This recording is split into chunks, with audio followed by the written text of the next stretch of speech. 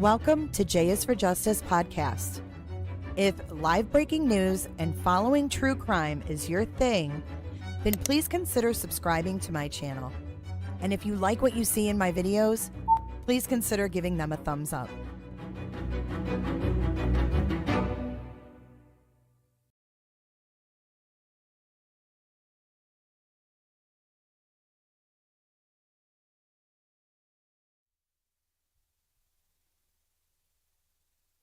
Hello again. Hello. Let me know if you can hear me. Welcome to J is for Justice. Are we live? Give me a 1 if you can hear me okay. Back-to-back live streams today. Welcome in, everybody. I think we are. Yes, we are live. Yeah. If you guys could hit the like button on your way in, welcome back, welcome in. Today we're going to be going over, hey, Wendy's and Captain D's is here. All right, good. You can hear me loud and clear. Let me make this crystal clear for you. I want this to be crystal clear. Hopefully you guys can hear the audio as well. Let me make sure. I want this to be crystal clear. Yes, ma'am. Well, welcome back, moderators and viewers. Yeah, we're working hard. We're working hard on this Friday. Look at you with 21 months, jammers. 21 months. Wow. Thank you so much, Jams, for your support. Let me get our chat pinned. And thank you for everything that you've done for the channel, for me. I love you, Jams. Jammers. There she is. Thank you so much. It's been a wonderful ride. Nearly 2 years. So you didn't follow this case. Make sure you put it on live chat too, as a little reminder. What's up, Betsy? Say word. Snowflakes. Crimes have consequences. You could add a whole person. 9 months. Thank you for your support. I'm so glad that you found my channel.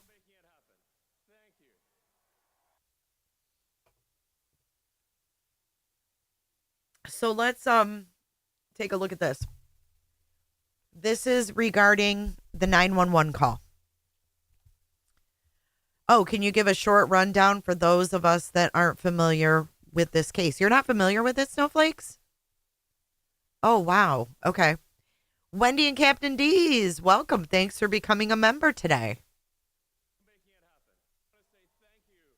Yeah, I can give you guys a brief rundown real quick.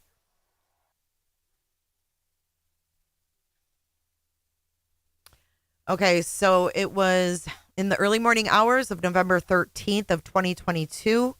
4 University of Idaho students were fatally stabbed in an off-campus residence in Moscow, Idaho. On December the 30th, they arrested Brian Koberger in Monroe County, Pennsylvania, and charged him with 4 counts of first-degree murder and 1 count of felony burglary. They are seeking the death penalty, and his jury trial is currently scheduled to begin August 11th, 2025 in Boise, Idaho.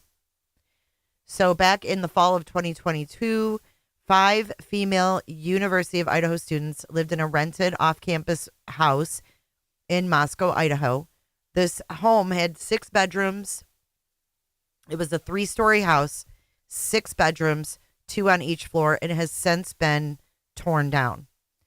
There had not been a murder in Moscow, Idaho since 2015. So 2 female victims were Madison Mogan and Xana Kernodle.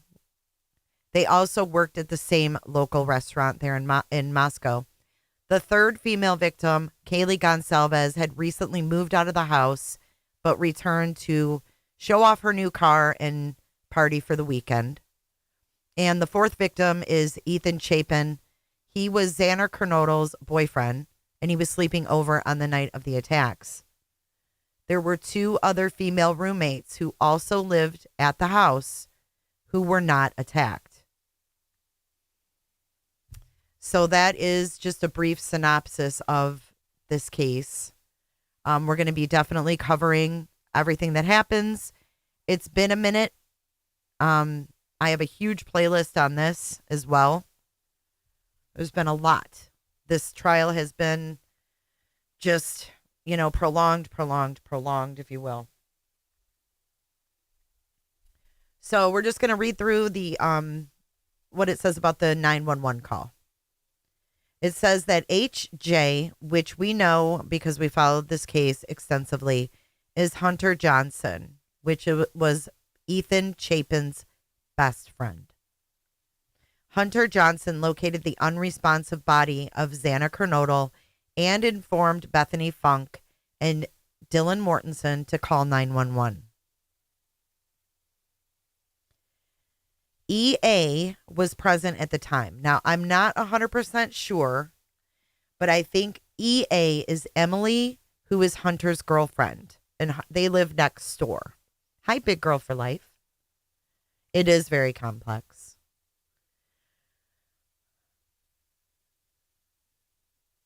All declarants personally perceived the event, i.e. Kernodle unresponsive. So they perceived it. It doesn't say they saw it.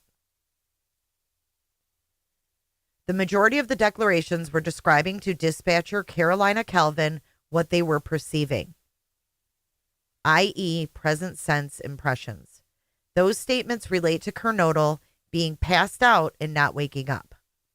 The declarations were made immediately after Hunter Johnson discovered Kernodle's body. Some declarations made would also be considered excited utterances. Those statements include, "Oh, and they saw some man in their house last night, yeah," as well as the heavy breathing and crying that could be heard throughout the call. The declarants were responding to a startling occasion, discovery of unresponsive roommate. The statement regarding a person being in the home is in direct response to why Kernodle might be passed out. All statements are made while the declarants are processing what is happening and were made before an opportunity to reflect and fabricate why Kernodle is unconscious. Clearly, the statements of BF, DM, EA, HJ, and the dispatcher Carolina Calvin fall within the hearsay rule exceptions.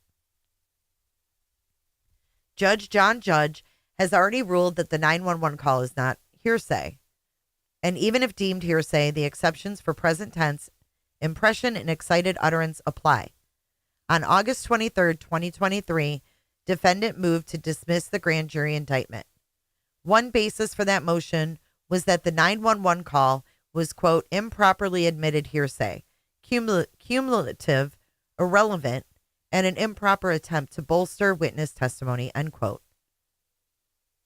And then Judge response is here.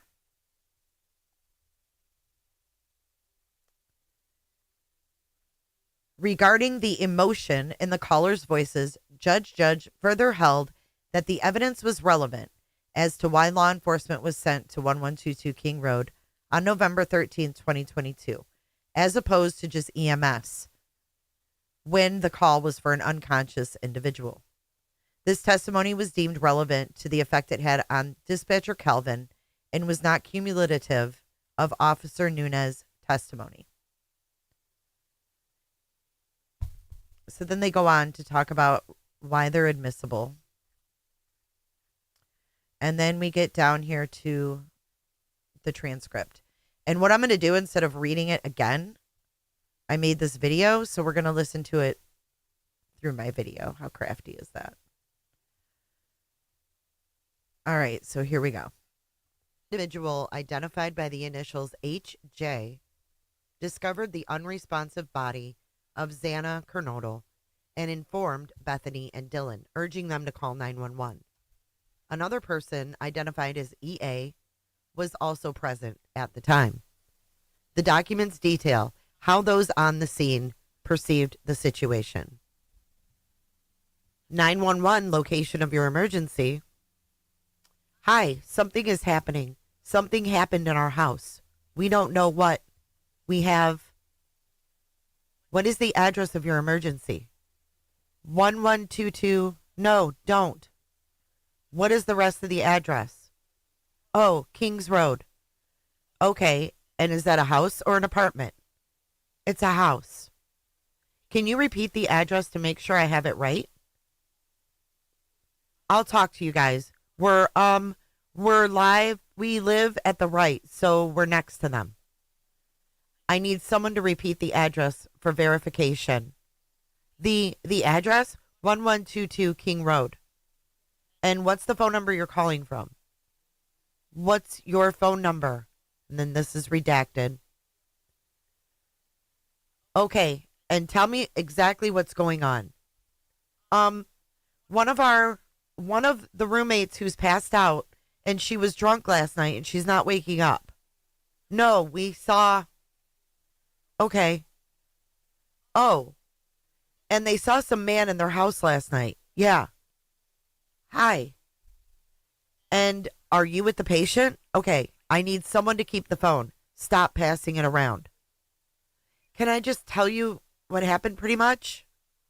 What is going on currently? Is someone passed out right now? I don't really know, but pretty much at 4 a.m. Okay, I need to know what's going on right now. If someone is passed out, can you find that out? Yeah, I'll come. Come on. We got to go check, but we have to. Is she passed out? She's passed out. What's wrong? Dispatching Moscow Law Ambulance for. She's not waking up. Unconscious, 1122 King Road. 70 is en route. Okay, one moment. I'm getting help started that way. Okay, maybe. 1122 King Road. All ambulance respond for unconsciousness. 1122 King Road. I copy. Multiple RPs on the phone advise, saying the roommate on scene is passed out and not waking up. Believe she got drunk last night and unintelligible about a male being in the room with them. Unintelligible being around. That one, I copy. About a 20-year-old female unconscious trying to get further. Copy. Yeah, it's Evan. Okay, and how old is she? She's 20. 20, you said? Yes, 20. Here, do you want to talk to him? Okay. Hello? Okay. I need someone to stop passing around the phone because I've talked to 4 different people. Okay, sorry. They just gave me the phone. Is she breathing? Hello? Is she breathing? No. Okay. Unintelligible en route. Bethany or Dylan, I need you to talking to them, okay? I can't talk to them. I need you to talk to them. Okay, hello? Okay, I have already sent the ambulance and law enforcement. Stay on the line. Okay. If there is a defibrillator available, send someone to get it now and tell me when you have it. Units responding, RPs advising. Unintelligible. The patient is not conscious, not breathing. Unintelligible. Okay, if there is a defibrillator available, send someone to get it now and tell me when you have it. We don't have one. Unconscious, not breathing. Do you have a defibrillator? Yep. Yes, we have one. But are you talking to the officer? Yes. Okay, I'm going to let you go since he's there with you and can help you. Okay, thank you. Bye. Okay. Moscow 46 out. Copy. 13. I think we have a homicide. Moscow engine 20 and is en route. 1370. 70 unintelligible. 107. I relayed it. Now on to the text message exchange between Dylan and Bethany. Okay. You have me live again. 1 Jennifer. 2 Jennifers. Bye, Jennifer. 1 Jennifer or 2 Jennifers? Well, we have to take into consideration that they said there was a lot of crying. Passing around the phone. They were freaking out.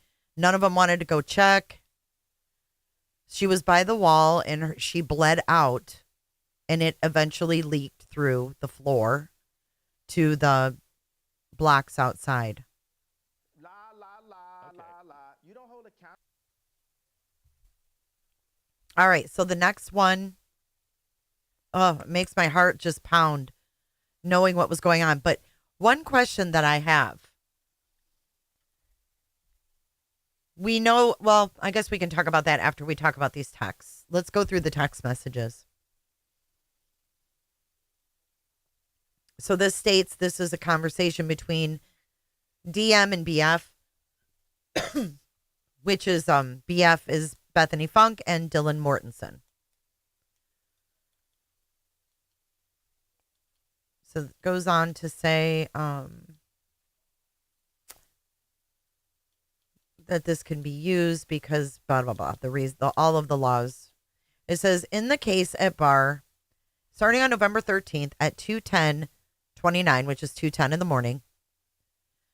DM sends a text message to EG, Uber driver, to inquire if he is driving.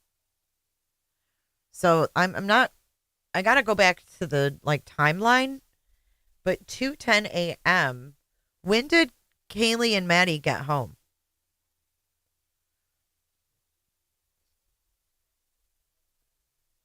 And what was that guy's name, Potato? Do you remember? Eric? Remember his wife worked for the Moscow PD and he works for University of Idaho or something? Eric? His name was in the PCA out of Pennsylvania. Do you remember? Anyways, I wonder if that's him. Is that Eric, whatever his name was? And why is she texting, or is EG someone else? She messaged was it G? Oh, God. So it's him, probably? So it was G. Like Gardner. They got home at 1:55.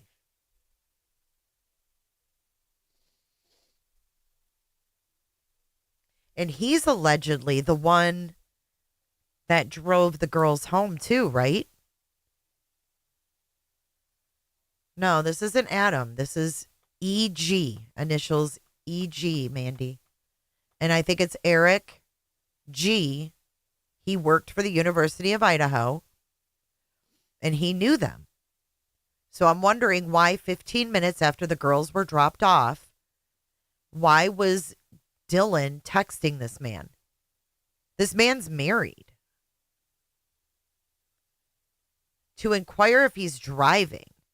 The state submits this text message as not hearsay because it will be offered for the truth of the matter asserted, i.e., EG's driving status. The one for Dylan. When did Dylan take an Uber? Gower. Eric Gower. Thank you, Envision. Yep, Eric Gower. Yep, Eric Gower. So why would Dylan need to know if Eric Gower is still driving at 2:10 a.m.?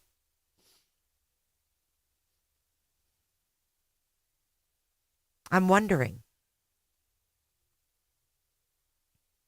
No, I think Eric Gower gave him a ride home.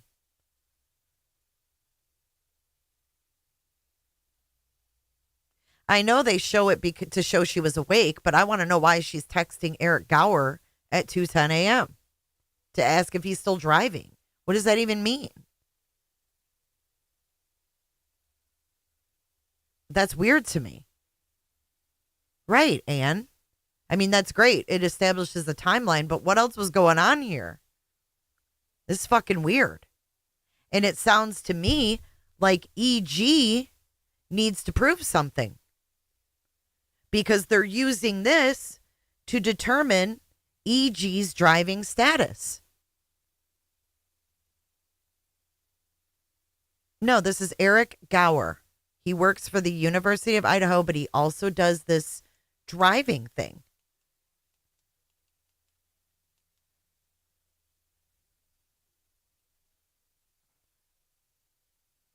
Why do they need to prove his driving status?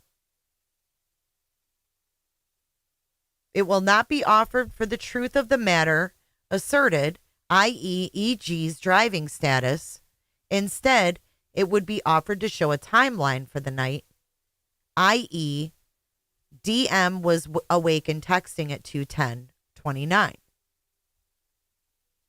No. EG, if it's Eric Gower, he's married and he's listed as their private driver. Criminals hate me. People contact Uber drivers to see if they are still on the clock because they want to ride from that preferred driver. So why would DM contact EG at 2:10 to inquire if he's driving? This is 15 minutes after Kaylee and Maddie get back from the food truck.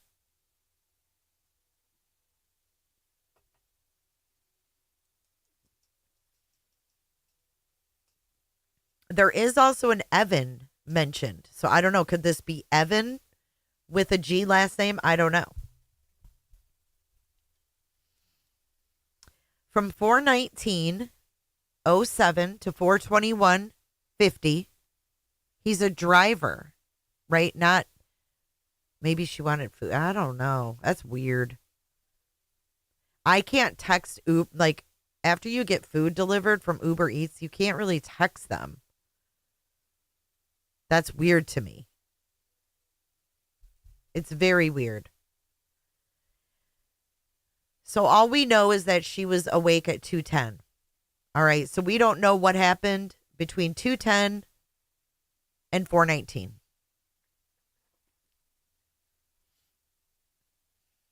Maybe she wanted an Uber to the food truck. Could be. Did she go? If so, did she? If not, why not? You don't find it odd at all? I would need more context. He probably gave them lifts all the time. Maybe. I guess we'll find out in the trial, right? Because they're going to have this dude in the area. So this could be contentious. Because if EG was out driving around too, I wonder what EG drove.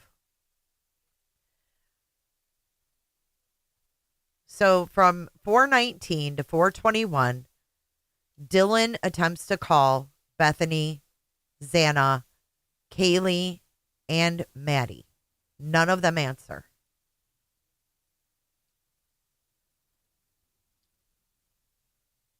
For 3 minutes. I'm not sure if he knows the G family. That I don't know.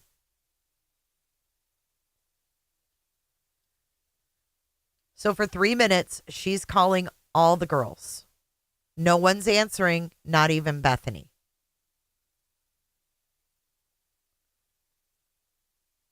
The records of these calls are not hearsay as they do not meet the definition of a statement, oral assertion, written assertion, nonverbal conduct intended under assertion. So here are the text messages. And then there's more down here. But I'm going to go ahead and go back to my video, and we're going to hear the text messages, and then we'll discuss it. As he dropped them off, they would be able to differentiate between the two cars. That's true. I think everything will add up more when we get all of the pieces. We're just getting little bits, right? This is the house. If you're not familiar with the case, they have since, torn it down. It's gone. It's really unnerving. All right, so here are the texts that went on between Bethany and Dylan.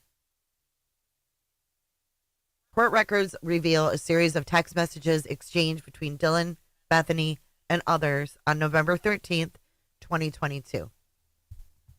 At 2:10 a.m., Dylan sends a text to EG, an Uber driver, to ask if he's working.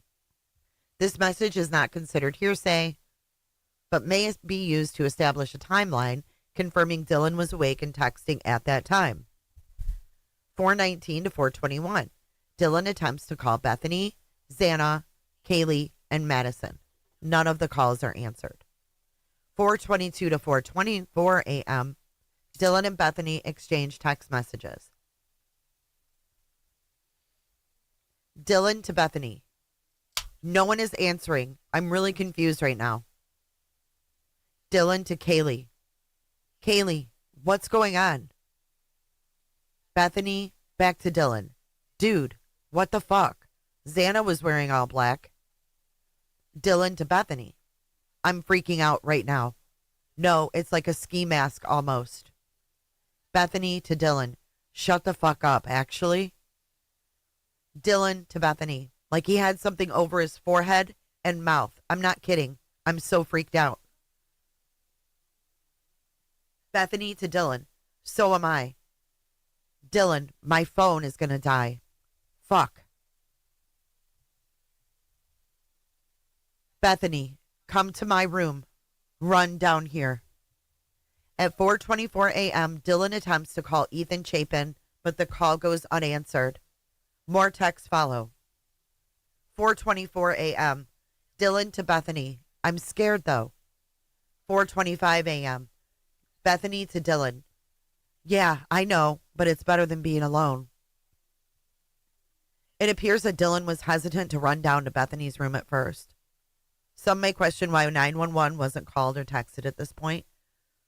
But it's important to remember that the fear and confusion that these girls were experiencing was very real.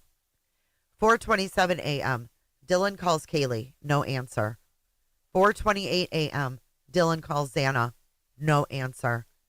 4:32 a.m., Dylan texts Kaylee. Please answer. Then we move into the next morning. 11:39 a.m., Dylan exchanges texts with her father. The contents of those texts are unknown. 11:50 a.m., Dylan receives a text from Jay. It says, bro. 10:50 a.m., Dylan calls EA. 10:51 a.m., Dylan receives another text from Jay and a vandal alert at 1:04 p.m. This timeline gives insight into the fear and confusion Dylan and Bethany like. Okay. It totally makes sense to me. I don't know why everybody's making this out to be something more than that. I mean, she said she's scared. You know, my phone is going to die. Fuck. Bethany's like, come to my room, run down here. And then she tells her it's better than being alone, right? Like, I'm scared. I'm scared. They were scared, guys. These are also redacted though, right? Or we don't have the complete. I'm freaked out. And Bethany says, so am I.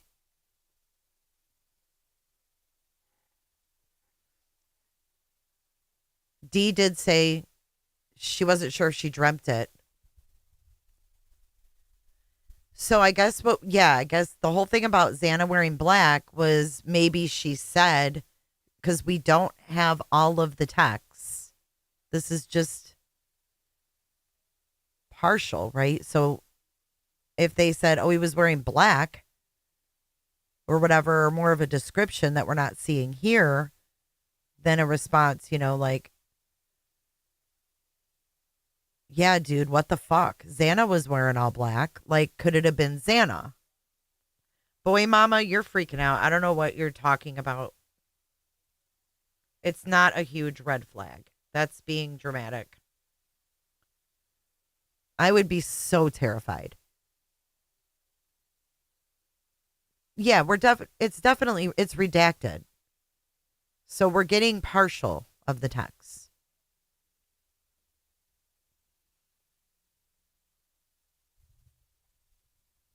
But you can see here, this corroborates. This is only 2 minutes of text right here. I'm freaking out right now. And then she said, no one is answering. I'm really confused right now. Kaylee, what's going on? So she must have yelled upstairs and then no one's answering, but she hears something upstairs, right? So then we get to BF and DM. The first thing we get is from BF is, yeah, dude, what the fuck? Xana was wearing all black. And we don't know the order of these or anything like that. I'm freaking out right now. No, it's like a ski mask almost. BF says STFU. Actually, I don't know why, actually. And then DM continues like he had something. And look at, she's typing so fast. She had something over his forehead and little and mouth. She's even making huge typos because she's typing so frantically. Yeah, people who listen to like Pro Burgers and get into all these hysterical conspiracy theories can take a back seat because these are real people. And you don't ever jump to the worst conclusion. You automatically try to talk yourself out of it. Totally second guessing themselves. And then DM to BF. Bethany, she says, Bethany, I am not kidding. I am so freaked out. But it says, Bethany, I'm not kidding. Oh, am so freaked out. Right. I mean, why would they ever think that these people are dead? They didn't go up to them. They opened the door, saw them, were yelling their names. They didn't answer. Xana was in all black, the picture Kaylee posted of them all. So that's what they're saying. Like, are you sure it wasn't Xana? Thank you, Diana. Yes, absolutely. Thank you, Mother of Cycle Breakers.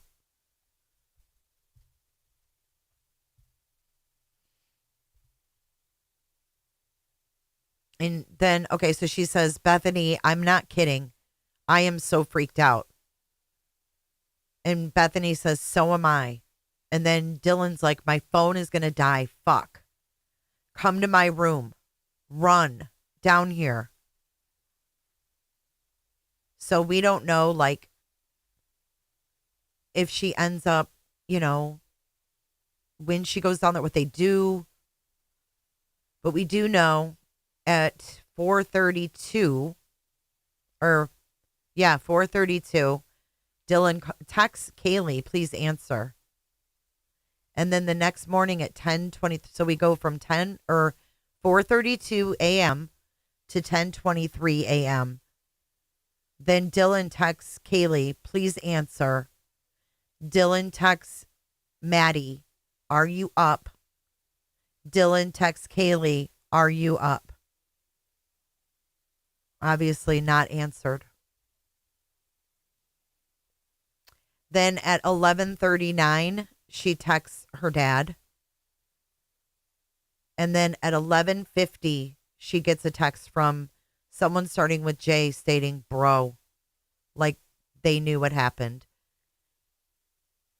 And then DM calls EA. So there's EG on the first one. And then EA is called by Dylan. And then she receives a text from Jay at 11:51. And then she receives the vandal alert at 1:04.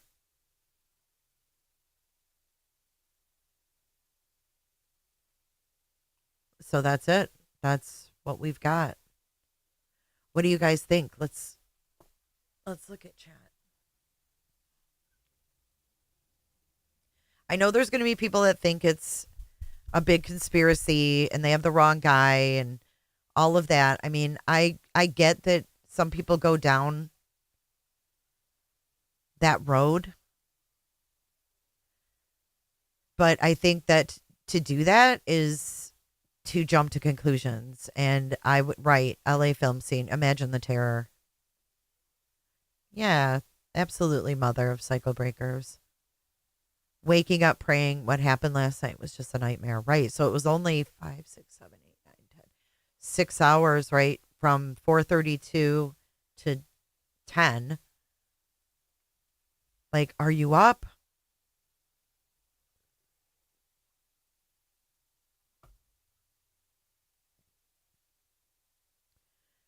I think EA. Oh, okay. That must be Emily.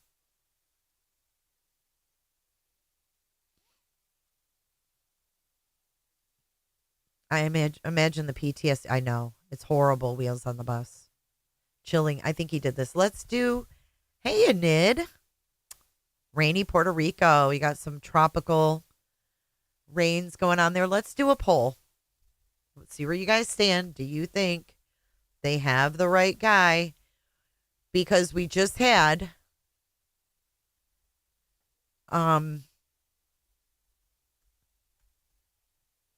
we had a report come out that Maddie had unidentified DNA under her fingernails. Okay.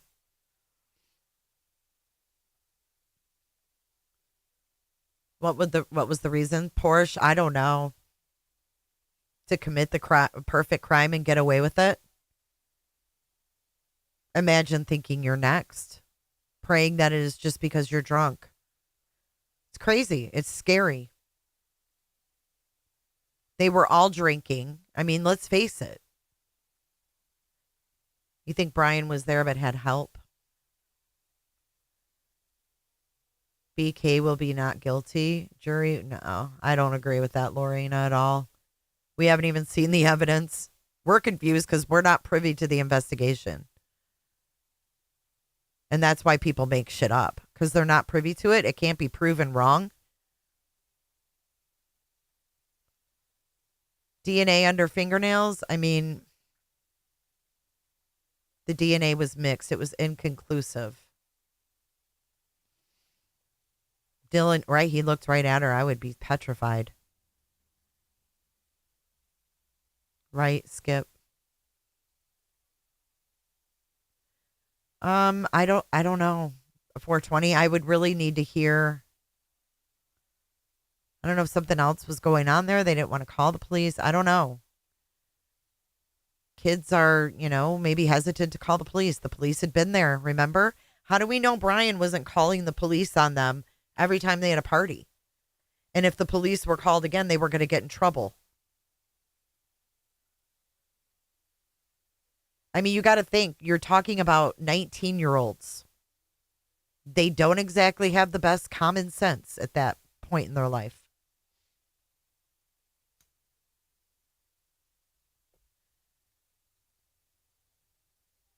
Maybe they thought it was someone, pulling a prank, ran through the house. Like, okay, we're together.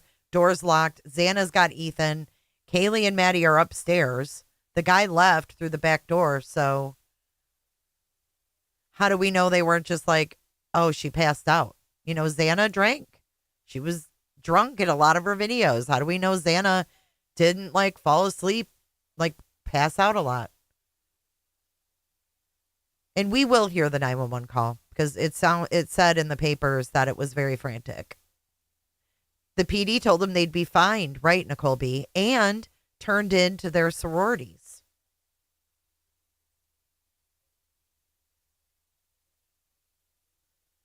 And I think that Brian was the one calling on their parties. Fight me. I hope that comes out because I really do. And I think that makes these kids this age less likely to call the police. And I think that's exactly why he did it. Kids that have been called on for parties and shit over and over to the point where they're threatened to have their sorority thing stripped away or get fined. They don't want tickets and stuff.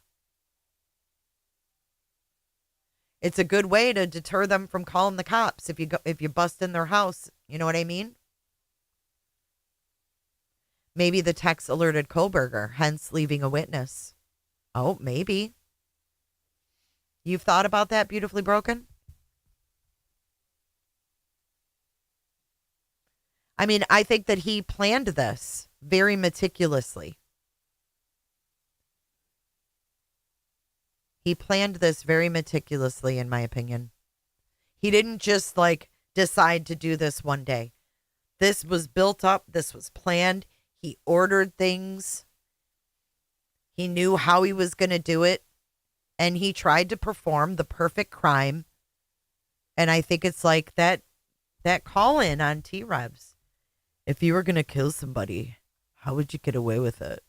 Like, he wanted to beat all, like, he studied criminal justice. He studied the minds.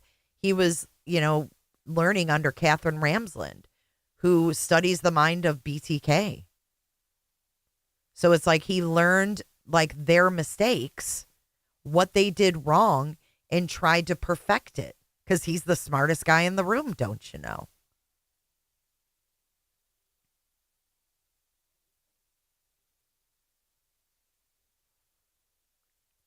And he's going to learn that there's no such thing as a perfect crime.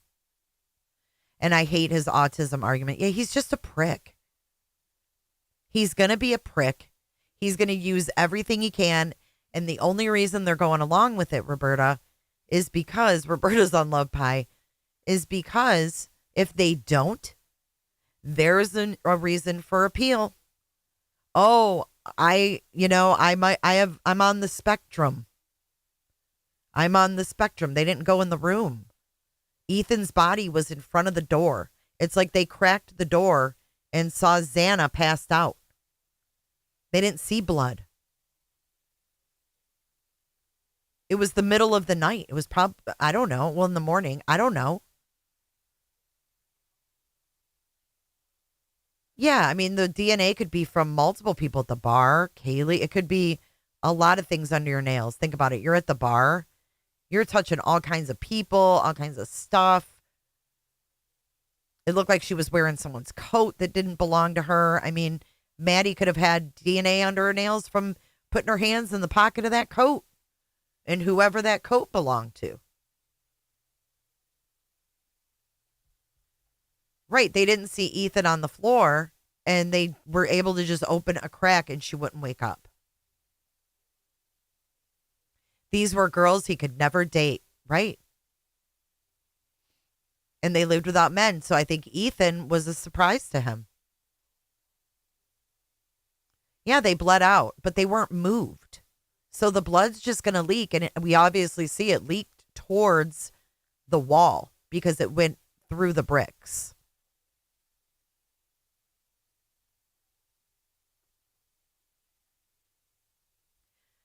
Yeah, he has tried everything and he will try everything. But thankfully, when they moved it to Boise, it put a lot of this nonsense aside. They were drunk, no common sense at the time. Plus they're 19. Plus they're drunk underage. Bethany and Dylan were not 21. That could be a major reason why they didn't call. I don't believe that they saw blood and decided not to call. I don't believe that. What were they supposed to smell, J-Lo? What? I don't know what they're supposed to be smelling when they were both downstairs on another floor, right? They were in the basement. What are they going to smell? They couldn't even get the door open, let alone smell anything. I mean, the two girls were on the third floor. Ethan and Xana were in her room with the door closed.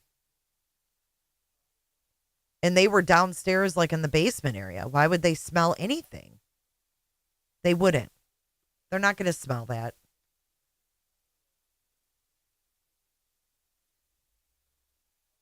Yeah, I'm sure Brian is looking forward to be. Yeah, how did that go for him, Liberty? What about his big alibi that was going to exonerate him? Oh, yeah, she wouldn't have looked. She ran down there, right? Like Bethany said. Run down here. So she literally ran down the stairs into Bethany's room. Through the living room. She didn't even go near Xana's room. He could have Northern Beans. Adults are expected too much from these girls. How smart were we at that age? Right.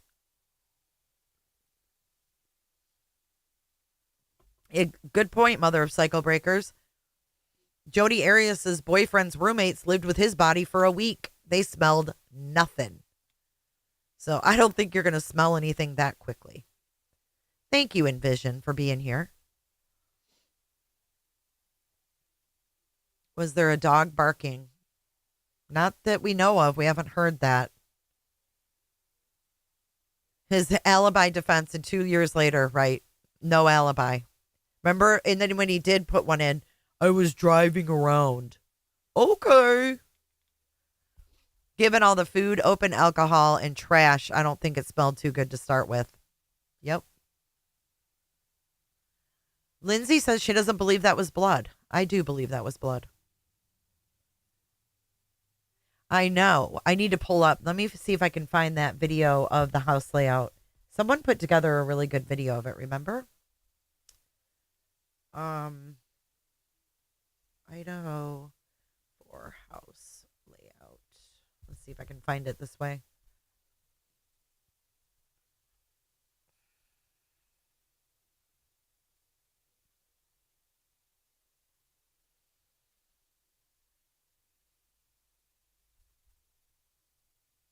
Road neighborhood. Here, maybe, what is this? Does it show the house? No.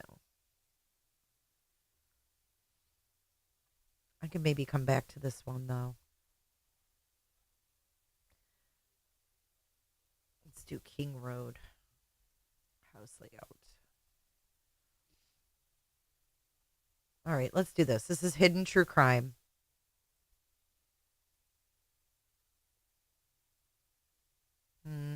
I don't like shorts.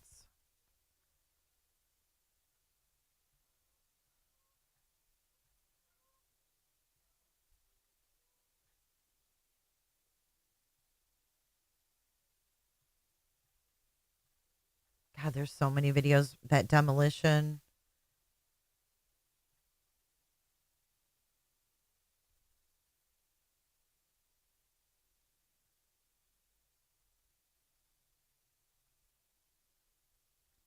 Why can I not find it? Oh, here, right here. This is excellent. This is an excellent rendition here. Someone on TikTok made this. Mates Bethany and Dylan were sleeping on the first floor. Since then, we've learned Dylan was sleeping here on the second floor, along with Xana and Ethan located here. Kaylee and Madison were located here on the third floor. The dog was located on the third floor and the room by itself. Let's move around and see through the walls into the kitchen, to the back slider, and take a look at the time frames. At 4:04 a.m., the suspect can be seen trying to park his car. At 4:09, approximately 5 minutes later, he enters the house through the back slider. At 4:18, he leaves the house after committing the crimes. At 4:20, he's caught on camera driving away at a high rate of speed. All of this only took 9 minutes. Let's watch what that looks like. The suspect enters through the back sliding door. He pauses at the stairs to look around to make sure no one's up. He then turns and goes upstairs. The first bedroom he stops at and opens the door, he sees no one there. He continues to the next bedroom. Here we know what happens. Downstairs, Dylan is sleeping. The noise from upstairs wakes her up. She thinks it's Kaylee playing with her dog. She gets up and goes to the door and looks out. She sees nothing there. The suspect then continues down the stairs about 3 minutes later.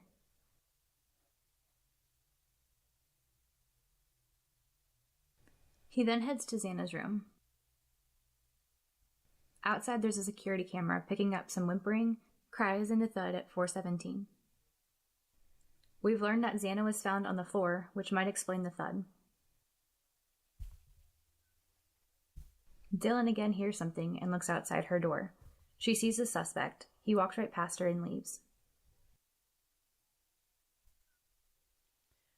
So maybe that helps a little bit. Let's see what else we've got.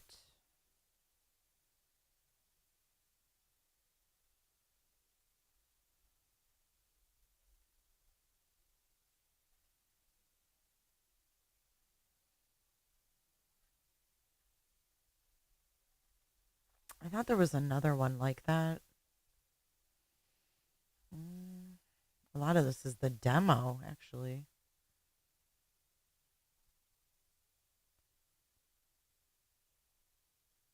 Oh, remember this body cam? They thought there was a scream on it. Here's another one. Warm greetings from the High 10. Oh, It's everyday Lord. shenanigans. Thank you for joining. The vault. I Room. can't. No, I'm good with that.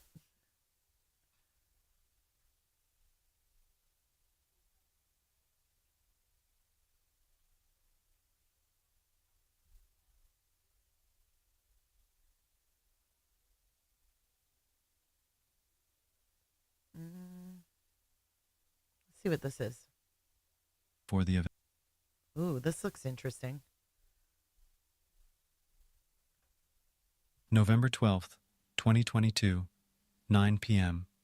Approximately 7 hours before the killings, Zana Kernodle and her boyfriend Ethan Chapin are at the Sigma Chi fraternity house, University of Idaho.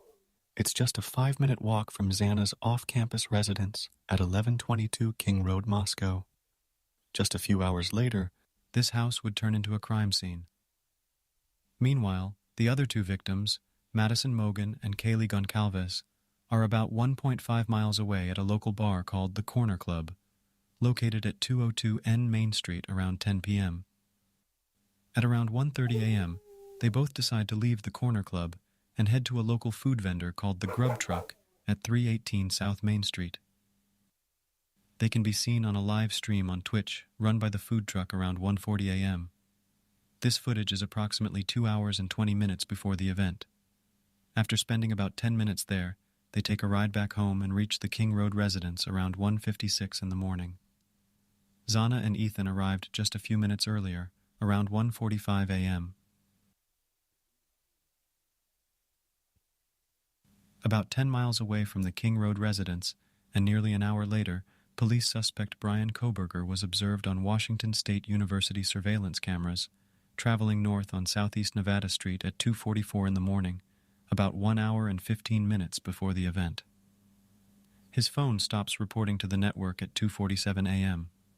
Around 6 minutes later, he is seen traveling south towards State Route 270.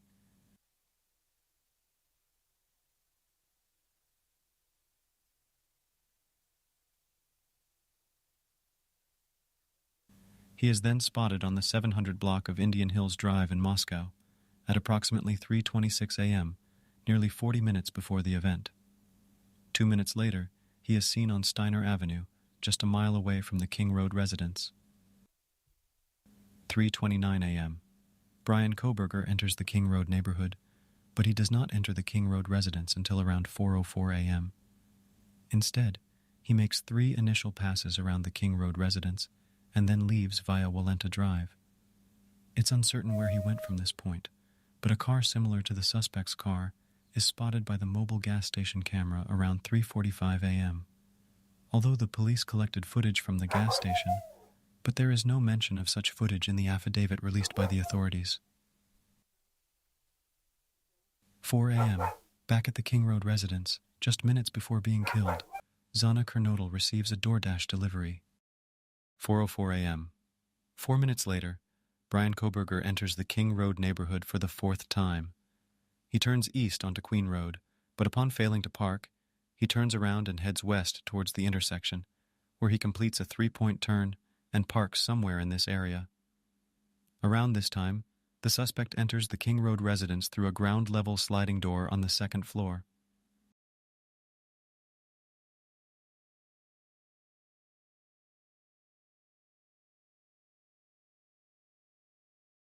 He takes the stairs to the 3rd floor, goes down the hall, and checks Kaylee's bedroom, where he finds Kaylee's dog. The surviving roommate, Dylan Mortensen, on the 2nd floor, is awoken by what sounds like Kaylee Goncalves playing with her dog on the 3rd floor. Just a while later, she hears what she thinks is Kaylee Goncalves saying, quote, "There is someone here." Dylan looks out of her room but does not see anything. Around this time, the suspect goes to Madison's bedroom and kills her and Kaylee with a knife.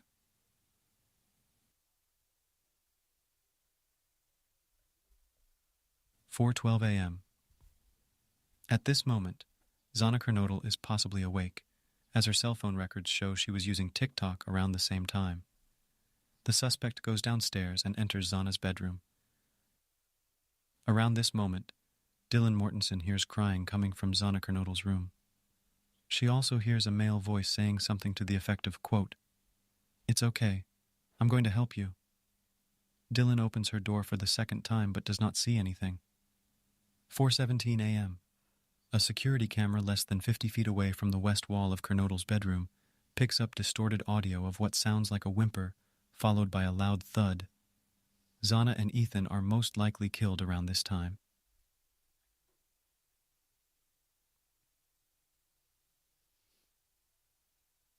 Dylan Mortensen opens her bedroom door for the third time, and this time she sees a man dressed in black, wearing a mask, walking towards her. She stands frozen in shock as he walks past her and leaves through the kitchen's sliding window. After seeing this man, she locks herself in her room. She does not recognize the man, but later describes him as tall, around 5'10", not very muscular, and with bushy eyebrows. Would you want to come out of your room after seeing that and not knowing who the fuck it is? Hail to the no. However, she does not call the police at that time. 4:20 a.m. The suspect goes back to his car and leaves the crime scene at a high rate of speed via Walenta Drive. But this is not the end of his journey. Approximately 3 hours and 30 minutes after getting back to his residence, Steptoe Village Apartments, Kohberger goes to the crime scene again. According to cell phone records, at 9 a.m. on the very same day, Kohberger leaves his apartment. 12 minutes later, he is back at the King Road residence. His phone utilizes the cellular resources that provide coverage to the King Road residence for another 9 minutes before he returns to his place at 9:32 a.m. Sometime later in the morning, the two surviving roommates call friends to the home, thinking that one of their roommates has probably passed out and isn't waking up. Eventually, they call the police, nearly 8 hours after the event. 11:58 a.m. Police respond to the 911 call reporting an unconscious person and soon find the bodies of 4 students stabbed to death. On a bed next to Madison Mogan, police find a leather knife sheath with a single source of DNA. That DNA is run through the law enforcement database, but no matches are found. Investigators then turn to genetic genealogy to acquire a family tree with the help of the FBI. Meanwhile, investigators continue to search for leads. They find a suspicious white Hyundai Elantra caught on camera around the crime scene at the time of the event. On November 25th, police ask other law enforcement agencies to look out for white Hyundai Elantras. 4 days later, on November 29th, Washington State University Police researches any white Elantras registered on the campus and find a 2015 white Elantra registered to Brian Kohberger. 30 minutes later, a WSU officer finds a 2015 Elantra at 1630 NE Valley Road. Upon running the plates, he comes up with driver's license information showing Brian Kohberger, a 6-foot, 185-pound white male with bushy eyebrows. This description closely matches the description given by the surviving roommate, Dylan Mortensen, who saw him walking past her, leaving the crime scene. Meanwhile, by using genetic genealogy, the FBI comes up with the same suspect, Brian Kohberger, a 28-year-old criminology graduate and a PhD student at Washington State University. To test the DNA, police recover trash from Kohberger's family in Pennsylvania on December 27th. The very next day, the Idaho State Laboratory identifies a male who cannot be excluded as the father of the person whose DNA was found on the knife sheath. On December 30th, the day of the arrest, the FBI and Pennsylvania State Police arrest Brian Kohberger in Pennsylvania. I thought that was a good video, like a rundown, and it shows you like the map, right? So yeah, I mean, it's not gonna like make sense until we have it all, but if you use like your common sense, right, it starts to make a little more sense. So yeah, you guys can check out my playlist. I have a lot of videos on this case. I think I have several playlists. Here's a new, look at this one. 29 a.m. This is a new Approaching version. the house, he noticed the lights are on.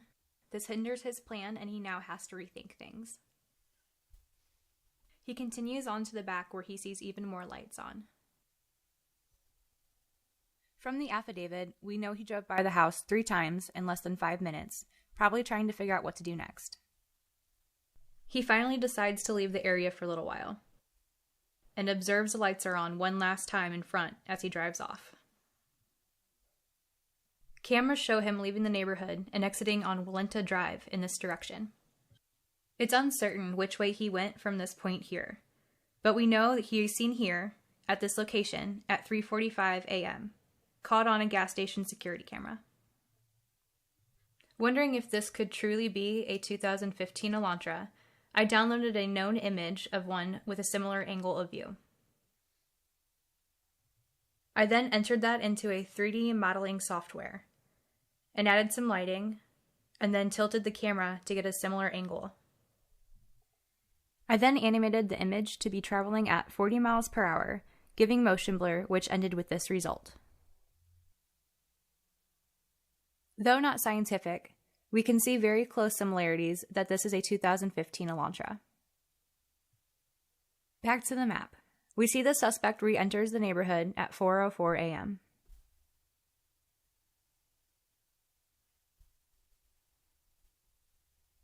He drives up to the house and slows down.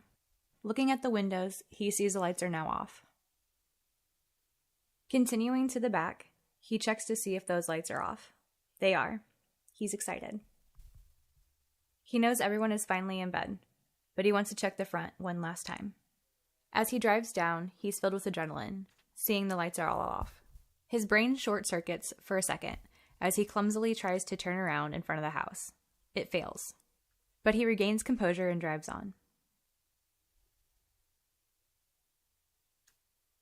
He's caught on camera making a 3-point turn at the end of the street to return back to the residence.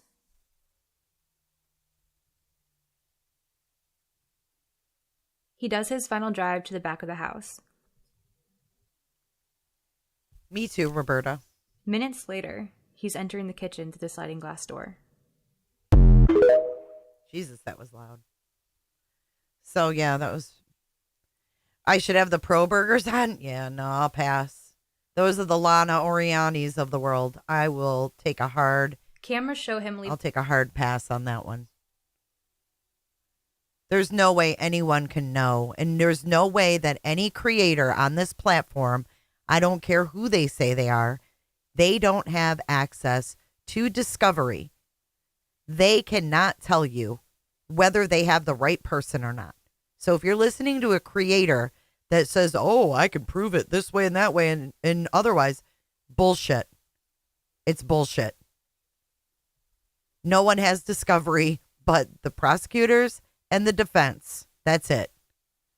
Ain't nobody can prove shit. It's okay to have questions, but to sit there and insist that it can be proven they have the wrong guy is just absolutely ridiculous. And I did extensive coverage of this case, and I'm not going to sit here with a bunch of pro burgers in here spilling their conspiracy bullshit. I'm just not going to do it.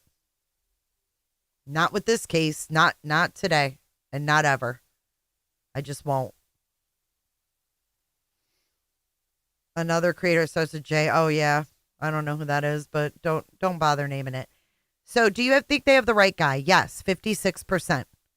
Not sure, 31%, and no, 11%. So, it is. I mean, they just ignore all of the evidence and common sense. I just won't tolerate it. We will know at trial like the rest of the world. Exactly, K. Miller. I agree. Yes. Word. And what's up, Ange? See, and we're not going to do that either. Come on. Showalter lost his fucking friends, guys. Stop it. That's what I mean. Don't be putting these kids' names in here and accusing them of having anything to do with stabbing their friends. Do you know how sick that even sounds?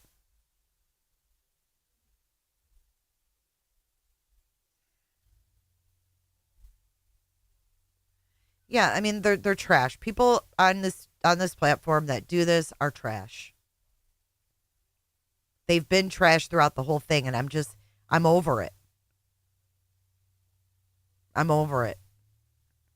The trial is upcoming, and hopefully this nightmare will be over for these families that can move on to the next chapter of their lives, whatever that means. When will we find out if it's going to be on video? You mean, are they going to stream it? I think, yeah, it'll be streamed. It already is. I mean, we already get the hearings, so.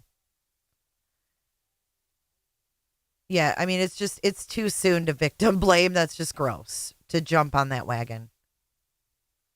Wait for the trial. Wait for all of the evidence. And then if you think it's not fair, fine. But right now, to do that to these teenage girls, fuck that. I won't do it. It is vile and gross. I agree. Agree. PKC, it amazes me how many people are on the everyone but BK bandwagon. Right. Just naming these kids off and implicating them with zero evidence to do so.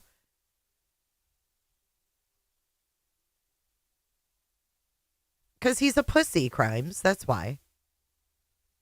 Maybe he'll end up pleading guilty. Who knows? Heather, I've never been a true crime person, but I enjoy listening to you and how you present these cases. You don't bullshit and you do your homework, so it makes it interesting to listen to. Heather, I really appreciate that. That means a lot to me. Dumping on the Chapins for changing their minds. I expected them to change their minds. That's how grief and trauma works. Right. These people have every right in the world to change their minds 50 million times if they want to. I think so too, Kay Miller. They'll get theirs. I think all the stupid things we did at that age while drunk, I look back and consider myself lucky nothing happened to us. Yep.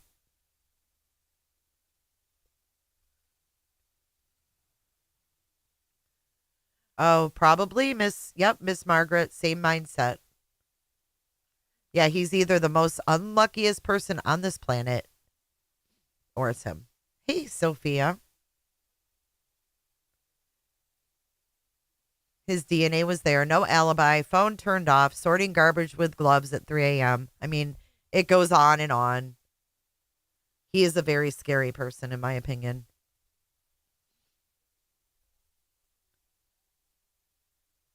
Yeah, we don't have any place to judge these people, the survivors. All right, guys, I'm going to wrap this one up. Thank you guys for the double header today. If you missed the first live stream, we went over some new crime scene photos from the awful Madeline Soto case. Horrific. Yeah, just kind of try to reel that in if you guys can. It's the best thing to do, especially when there's, young kids involved. Stargazing. You know who says it? Brian Koberger. Oh my gosh, XR. Uninvited. Well, you can always hit replay, baby. You guys have a good Friday. I'll see you guys in the next one. You guys have a great weekend. Let's run our credits. Thank you guys for being here. Thank you for the support. It was wonderful seeing you guys. I'll see you guys on Monday. Let's run our credits. Bye, guys.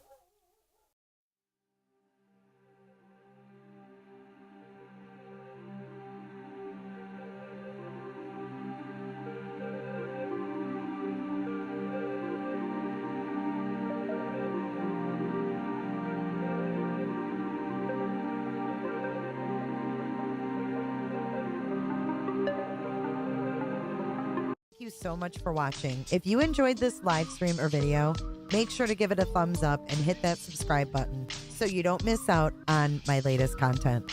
Want to take it a step further? Bring it all in. And join our community clickers by becoming a Patreon or a YouTube member. You'll get exclusive access to our Discord server, special channel perks, and much more. Until then, I'll see you in the next one. Click. It's real easy, man.